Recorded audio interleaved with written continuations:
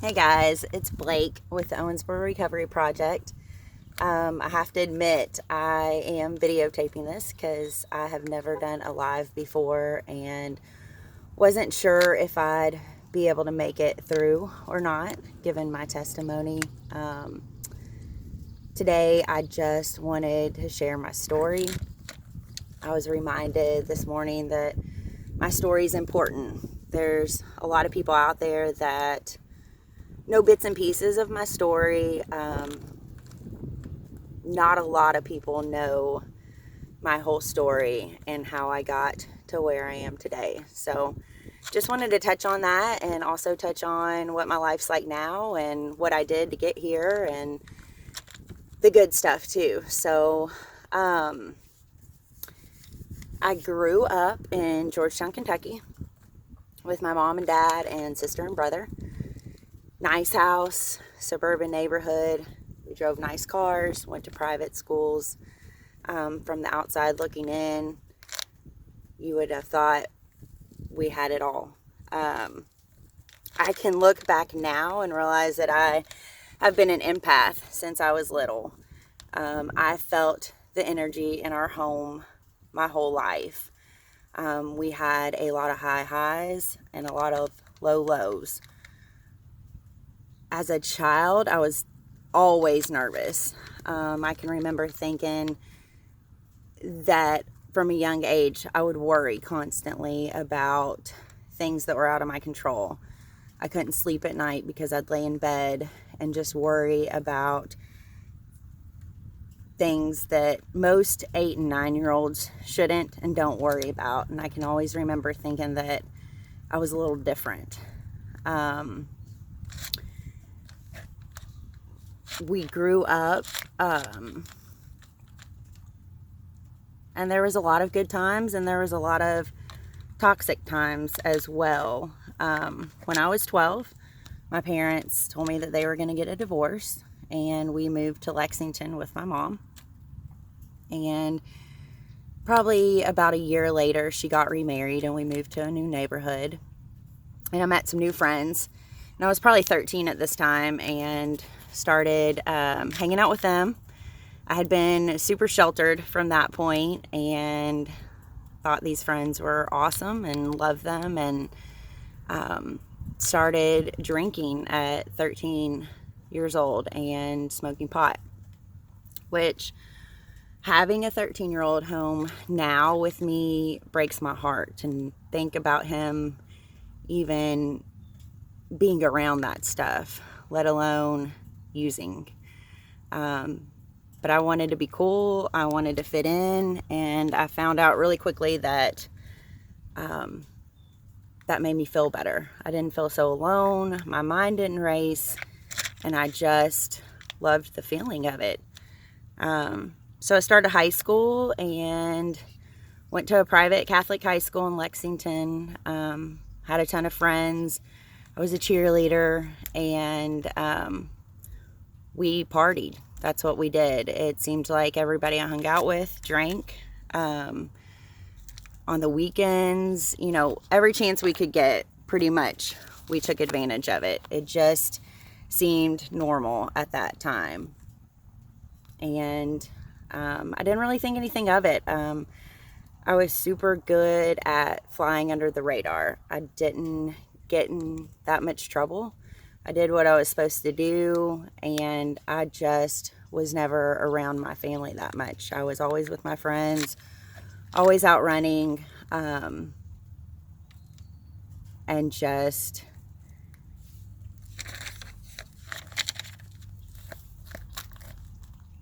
hanging out and finding ways not to be around probably the people that loved me the most. Graduated from high school and went to college. And there at Western, I would say that's where my drinking definitely picked up. I was never a normal drinker by any stretch of the imagination. Even at 3 years sober, I still don't understand why people just want to have a drink.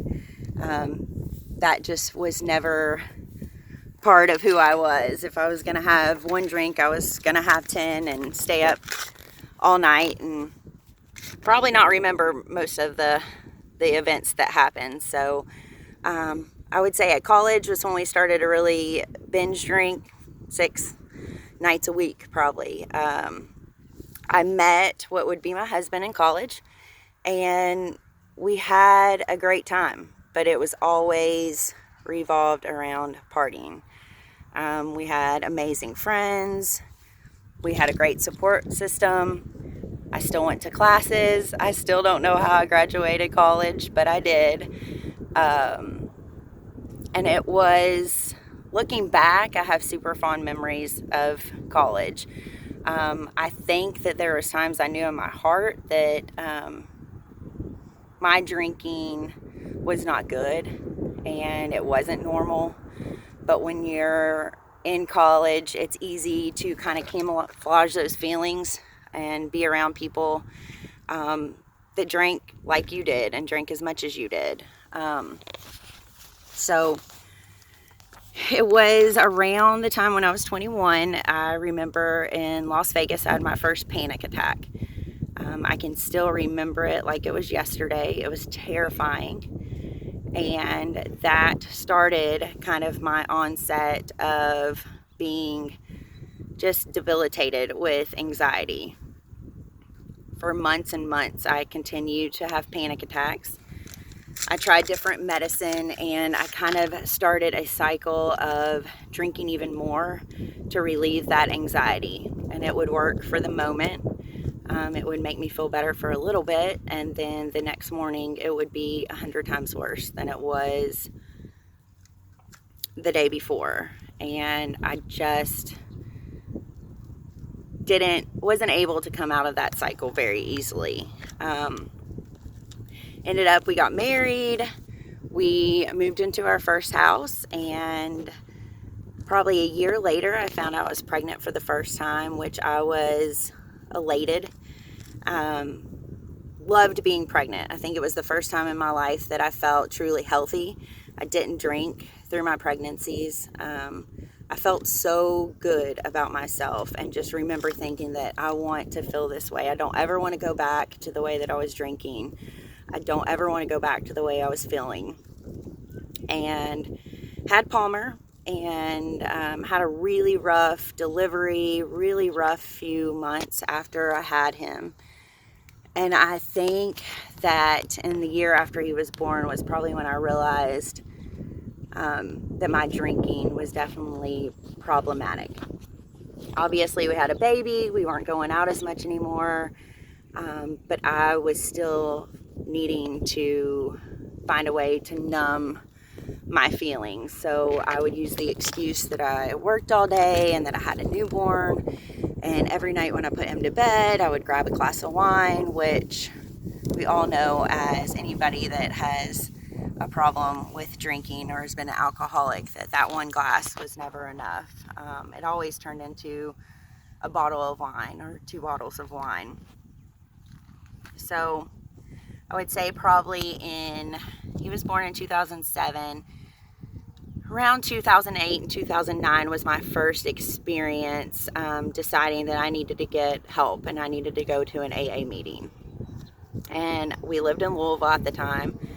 Went to an AA meeting and immediately met a girl, Erin, who I just connected with and I loved. And for the first time in my life, I felt like this person understood me without really even knowing me. And I kind of went in and out of the rooms of Alcoholics Anonymous till about 2010. In August 3rd of 2010, something kind of clicked, and I surrounded myself with these women who were amazing and who I felt like were like me, and that loved on me until I could love myself. I started working the steps, worked through those, started sponsoring women, and just fell in love with the program, fell in love with helping people. That's always been my heart's desire. So I just loved every minute of it. On August 3rd, 2011, I'll never forget giving my lead at my home group and accepting my 1-year token with all my friends and family and loved ones there. And I can remember that being one of the greatest moments of my life. During that year, my husband actually lost his job. So that was super hard for our family. We had 2 small kids at the time, 3 and 18 months, and he stayed at home for about 6 months and was able to find an opportunity in Owensboro. So, and he's from here, so we were excited to get back to family and to be around a support group. I felt strong. I had a year sober under my belt, and we moved to Owensboro 4 days after my year sobriety date in Louisville.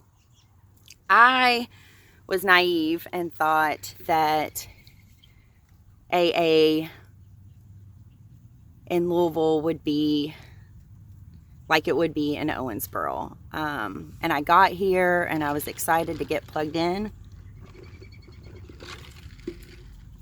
And I started trying to find meetings. I found that it wasn't easy to find meetings and to find people here as it was in Louisville. And let me move. All right. I just kept on going into the rooms and going in the rooms and walking in and feeling so scared, not knowing anybody. And at that time here, for me, and looking back, it could have been different and it could have been my mindset, but there weren't a ton of women in AA here. At least there weren't at the meetings that I was going to. I just never really found my niche. I always felt super nervous, super scared. And it wasn't long after that that I got pregnant with our 3rd child, Chandler. And pregnancy, I guess, always gave me an excuse to, not be involved in things because it was easier for me to not drink at the time. So after she was born in 2012, I kind of decided on my own that, I was different than the people in those rooms. I didn't need AA anymore. I had enough time under my belt. I was in a different life situation, a different city, and I was, going to try drinking like a normal person. And I tried to convince my friends and family who knew me best that I was okay and this was a good thing and things were going to be fine. And I'm pretty sure no one believed me. I think a couple of people wanted to believe me and held out a little hope, but I think the people that knew me best knew it was a terrible idea. I kept it together pretty well for about a year and a half. The drinking still wasn't normal, but I was able to get it together, keep it together. I always held a job. It wasn't interfering too much in my life at that time, and I really had convinced myself that things were different until they weren't. And I would say probably at the end of 2014, beginning of 2015 is where things just really started going downhill. I couldn't hide it anymore. I was slipping. I think people were starting to notice that this wasn't right and this wasn't normal, and my drinking patterns and my behavior were erratic, and it was just not going down a good path.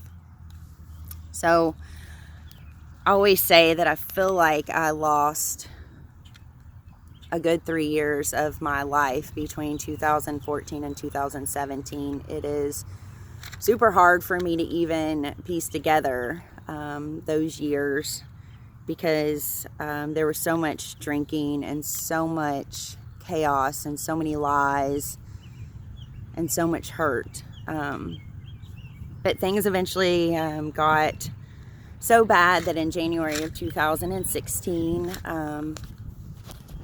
while my husband was out of town, my mom and my mother-in-law drove me to the airport to get on a plane to go to treatment in Michigan.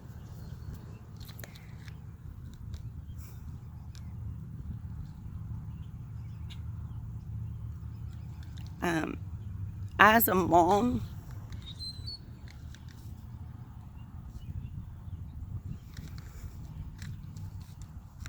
it was heartbreaking leaving my children. I went to a treatment center where I couldn't have my phone. I was able to call at certain times of the day, but I could only talk for about 5 to 10 minutes. I think I ended up staying there for 45 days. And as tough as it was emotionally, I don't think I've ever felt more at peace or more connected to people that I have never met in my life. We came from so many different walks of life, but at the end of the day, we were the same. We struggled the same way. We felt the same things, and we'd all gone through enough pain that we had spent our whole lives trying not to feel it. When you're in treatment, it's a safe spot. It's a safe place. It's a bubble, or at least it was for me. So I finished the program and graduated and came home. And I literally lasted about 3 days before I took my first drink again. The shame and the guilt from leaving my family, from, every time I walked into the kids' school, all I could think about was everybody was looking at me thinking, oh, that's the mom that had to go to treatment. I had probably made myself way more important than other people made me. And I realize that now. But I just couldn't handle it. I could not handle... I've always been super self-deprecating. The negative thoughts that ran through my head and the way that I talked to myself was horrible. I didn't feel worthy. I felt shame. I felt guilt. And that year between 2016 and 2017,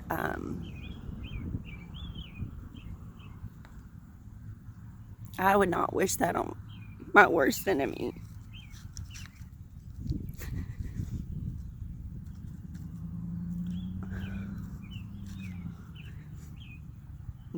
My husband told me later on when I got sober that there were so many days that he would come home and not know if I would be alive. And I think at that point I didn't want to live anymore. I had no hope.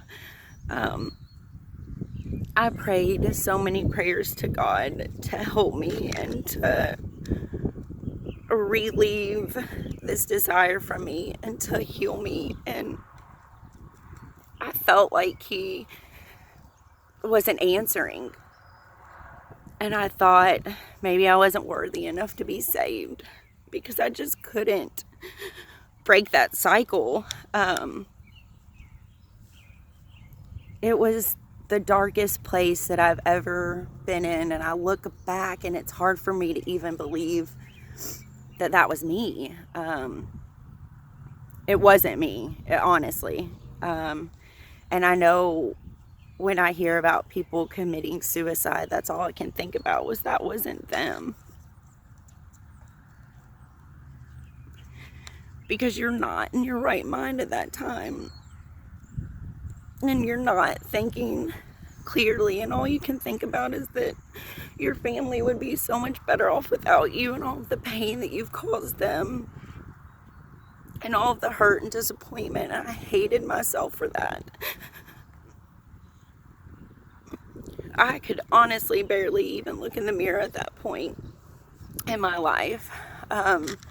You could just stare straight through my eyes. I had no life in my eyes. I had no hope anymore. I still don't know. I managed to maintain my career, go to work. Obviously, I know I wasn't a fraction of the best, you know, of myself. But people continued to support and love me. I think that year, though, definitely, I lied so much to the people that loved me. I isolated so much that people had no choice but to kind of distance themselves from me, because everything I told them was not true and not authentic. A year to the day that I went to treatment the first time, I got back on that plane and went for a second time, thinking that surely this would do the trick.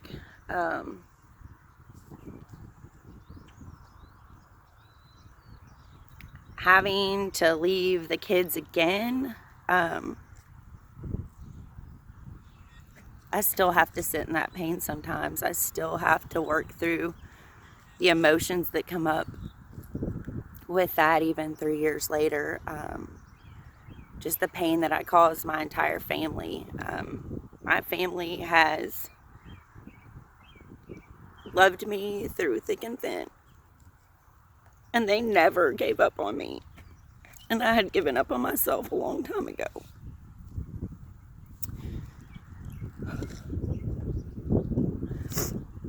I went to treatment in 2017, and like I said, for the second time, spent probably 45 days there again. And I don't know, I don't know what didn't click for me. I did all the work. I wanted it so badly. I did everything that anybody told me to do, but it just, I don't know, it didn't click for me. I got home in February of 2017, and at that point, probably lasted a week this time before I drank again.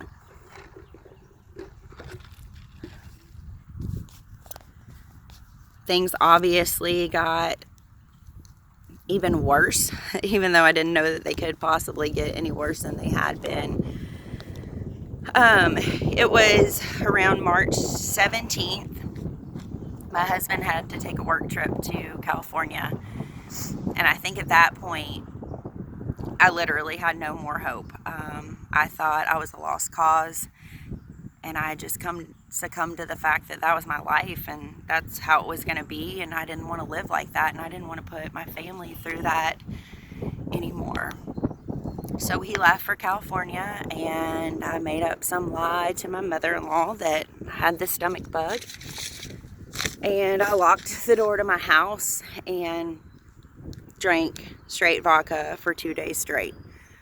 And I'm pretty sure at that point, I know I was ready to die. I just wanted it all to go away.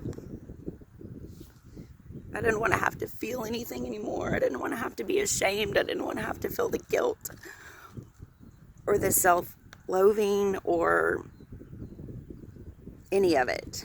I barely remember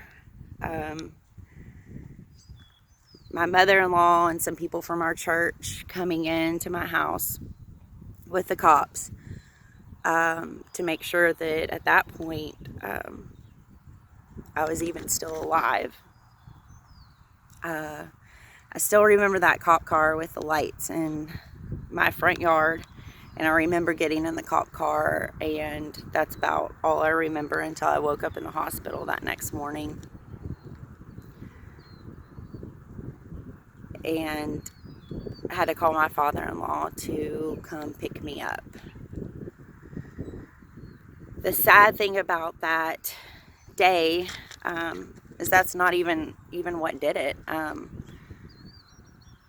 I drank that night. And looking back, I mean, I see the insanity of that, the chaos of it, the just irrational thinking. And I think it was the next day that my primary care physician called and she said, Blake, I got the report back that you went to the emergency room last night, and we've got to do something or you're going to die.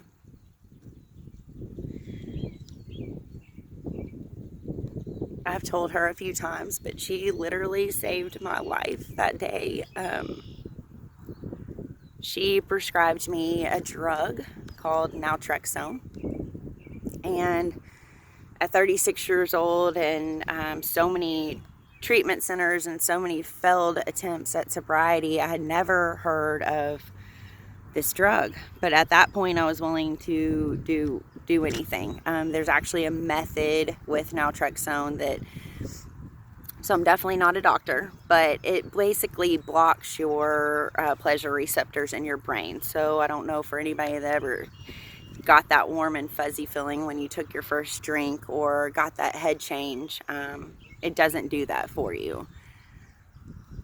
I know now that it was a God thing and it was a miracle, because on March 19th, I started taking naltrexone, medically assisted way to get sober.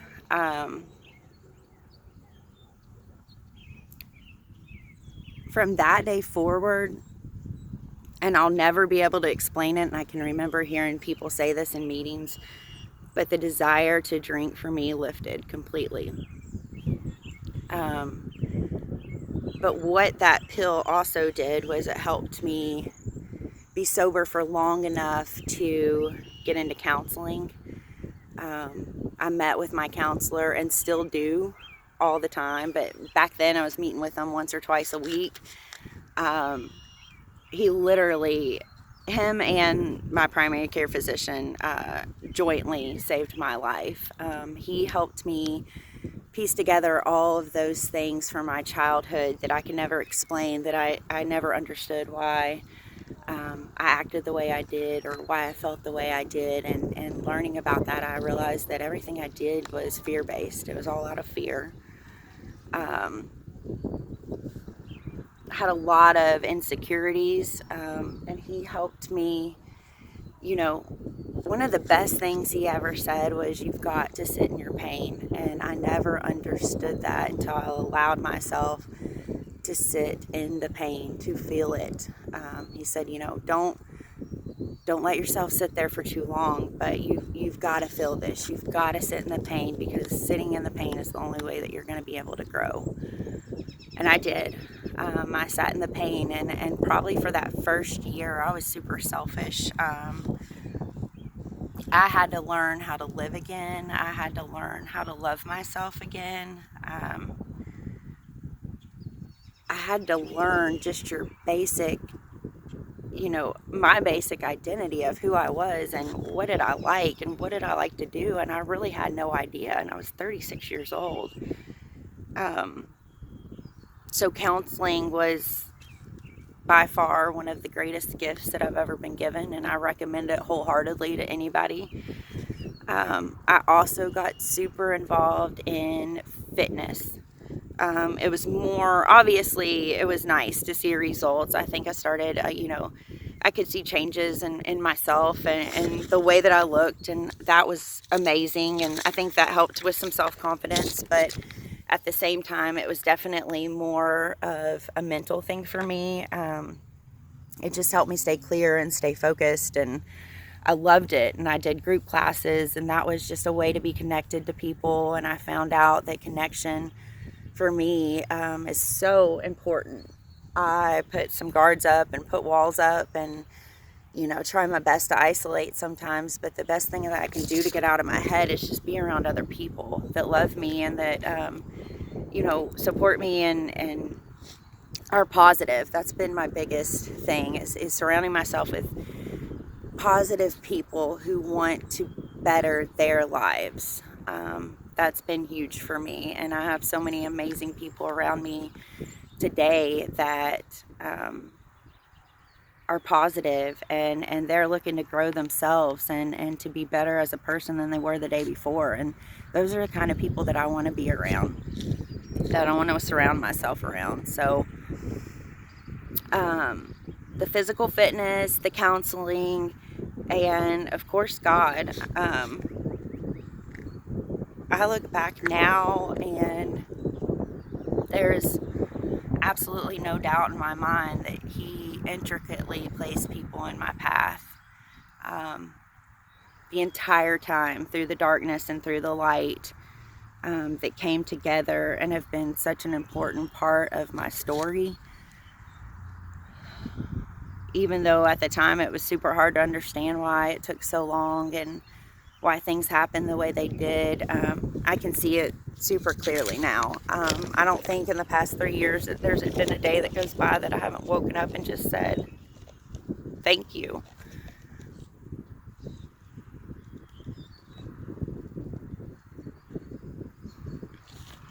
For someone that has lived through such darkness, to be on the other side,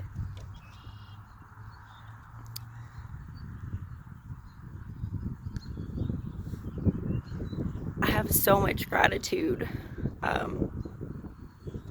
so much to be thankful for. I just thank God every day that He brought me out of that and He let me experience a life that is so great that I could have never imagined this myself years ago.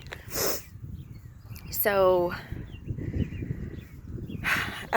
this past year, so March 19th of 2017 is my sobriety date, and I continue to stay active with fitness, continue to go to counseling, continue to deepen my relationship with God, surround myself with positive people and family that love me unconditionally, and I also try to help other people. That is my biggest heart's desire, is to help others that are suffering with the same thing that I suffered with. And for a long time I was super ashamed, had shame and guilt and just all the feelings about telling my story, and how would this affect my career, and how would this affect the way that people thought of me and looked at me. And I quickly realized that it's really not about me. If I can help just one person not go through what I went through, then this entire journey has been more than worth it. I had someone invite me to the Owensboro Recovery Project meeting last December, I think, and walked into the room. I knew of a few people in there, but mostly I walked into a room of strangers and immediately felt like I was at home. I don't think I know or knew how bad I needed the Owensboro Recovery Project. I needed them way more than they needed me. It has been a huge blessing to me. I have stepped out of my comfort zone so many times, and I am so proud of that group and feel so connected to those people in such a short amount of time. My love and support for them is just beyond anything that I could imagine. I'm so grateful to that group. It keeps me going. It's kept me going during this time. It's been hard for so many. I'm super proud of our mission and what we want to do with keeping people connected and reaching out and being a resource to help people from one day of being in recovery to being, years sober, and just helping them with resources on how to get back on their feet and have the hope and be integrated back into society as, a member that can be involved and that can do great things. And that's our biggest mission, along with the connection and supporting all pathways of recovery. I think that's so important.